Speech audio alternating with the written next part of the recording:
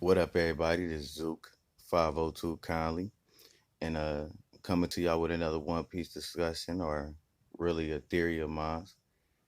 And I was thinking, or really, it's like this. I don't believe that Gold D. Rogers was the strongest fighter, but had the strongest crew. And let me explain.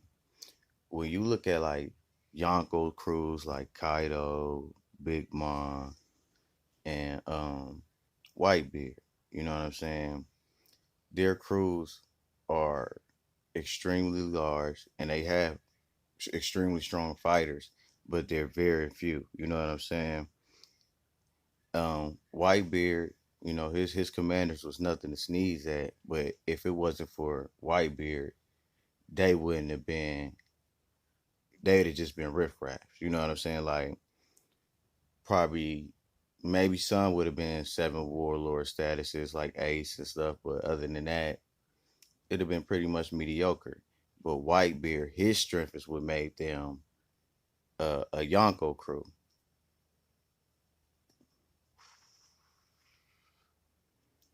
Now, when you look at Kaido, his crew, the Beast Pirates, are kind of the same way, but they're more established. They're more developed in fighters due to their devil fruits and things of that nature.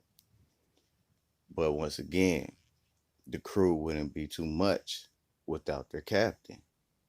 It will only be a few that probably making that's like his headliners and his calamities.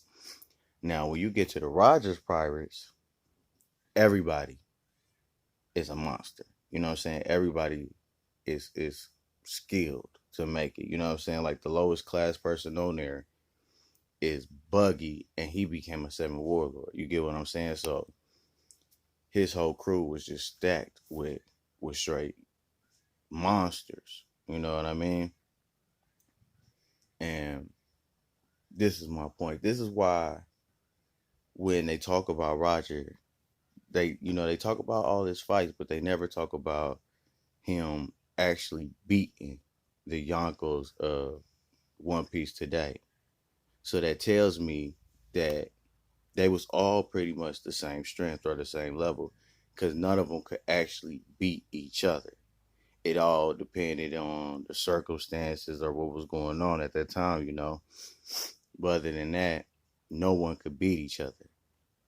So, you know what I mean? And so when we get to talking about like King Pirate strength level, I think that's Yonko's strength level. I don't really think it's too much of a difference. You know what I mean? Because if it was, he would have just straight out beat Big Mom when he was on Totland back in the days.